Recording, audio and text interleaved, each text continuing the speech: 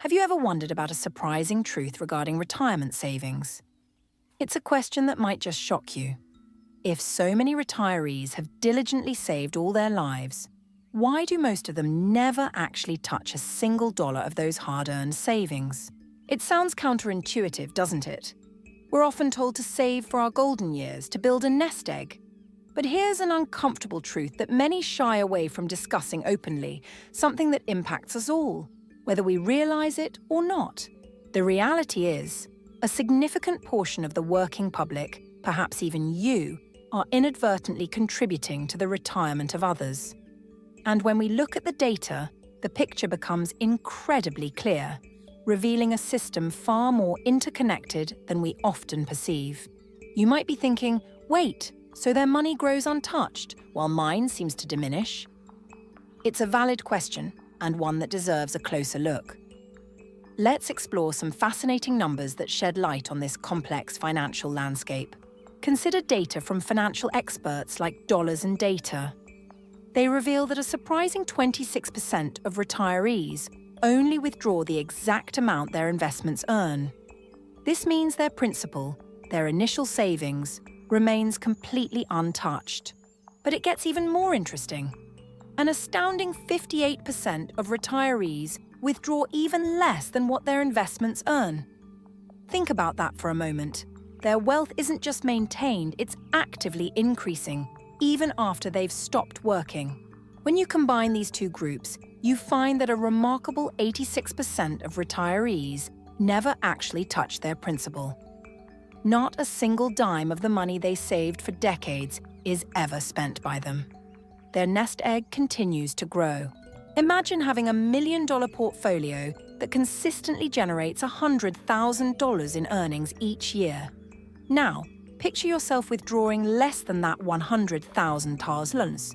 Your overall wealth actually increases, even as you enjoy your retirement. This phenomenon leads to a truly unique situation. Who else gets the privilege of retiring from work and simultaneously getting richer, without having to actively earn more? It's a financial dynamic that challenges our traditional understanding of retirement.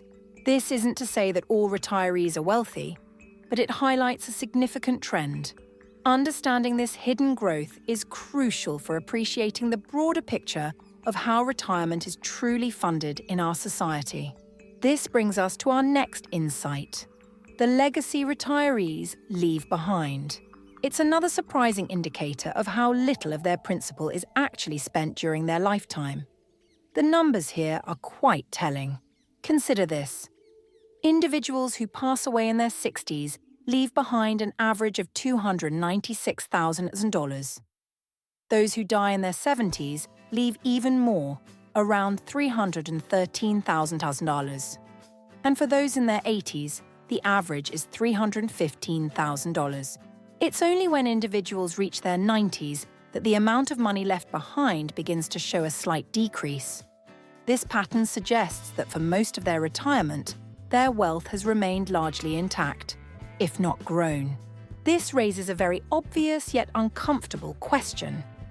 If retirees aren't consistently using their own accumulated savings, whose money are they relying on?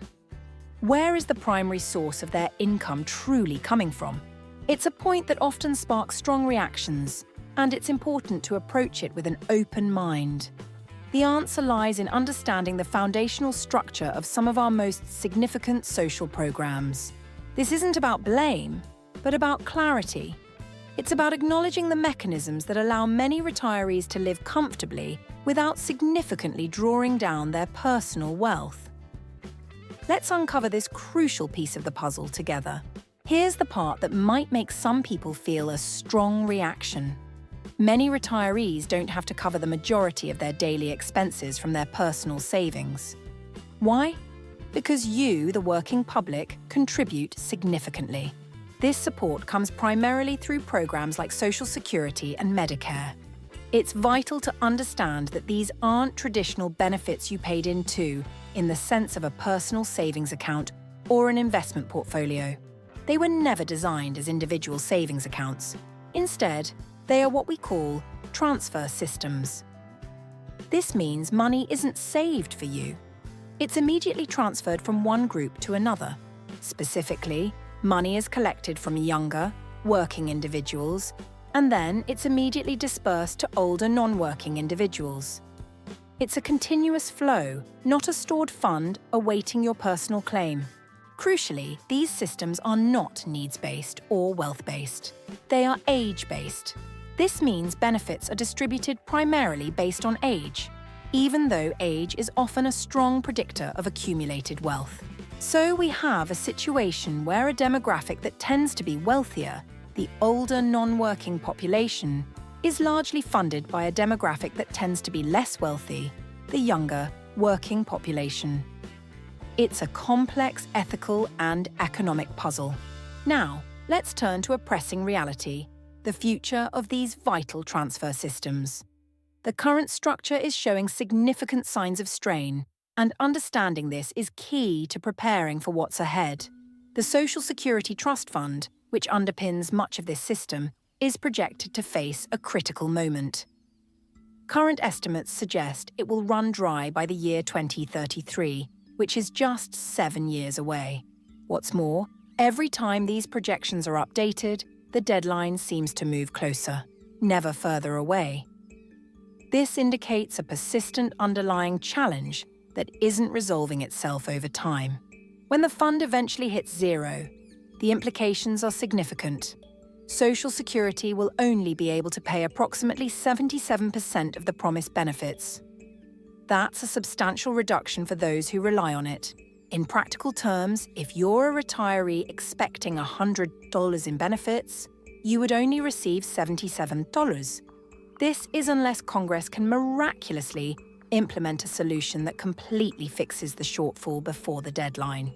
This leads to a profound question. Who will ultimately bear the cost of this missing 23%?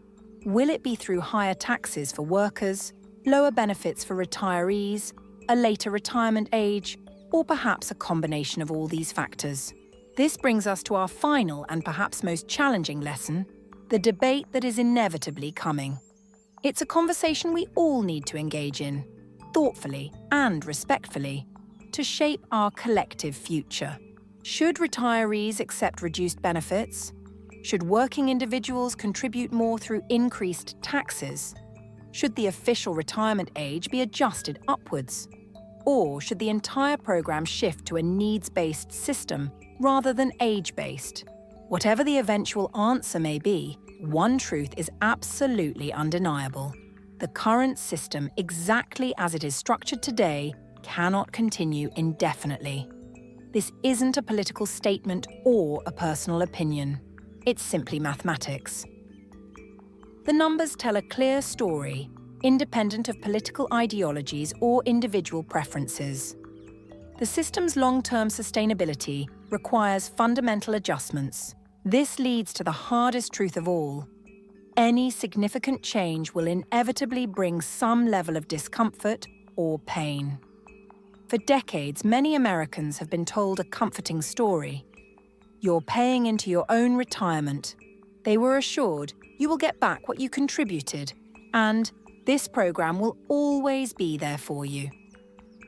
These were powerful narratives that shaped expectations for generations.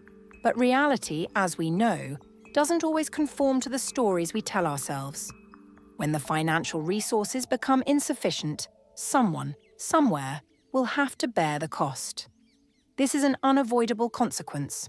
The critical question then becomes, will the burden fall primarily on current retirees, on the working generations, or will it be a shared responsibility requiring sacrifices from both groups? This is the debate that is rapidly approaching. It's a conversation that will require courage, empathy, and a willingness to understand different perspectives. It's about securing a stable future for everyone, not just one generation. We may not have all the answers right now, and nobody is truly ready for the full implications of this discussion. But ignoring it won't make the challenge disappear. Open dialogue is our first step. So, what are your thoughts on this complex issue? How do you envision a fair and sustainable path forward for retirement funding? Your insights are invaluable as we collectively navigate these waters. We invite you to share your wisdom and perspectives in the comments below. Let's foster a respectful conversation about how we can build a more secure future for all generations. Thank you for watching and for being part of this important discussion.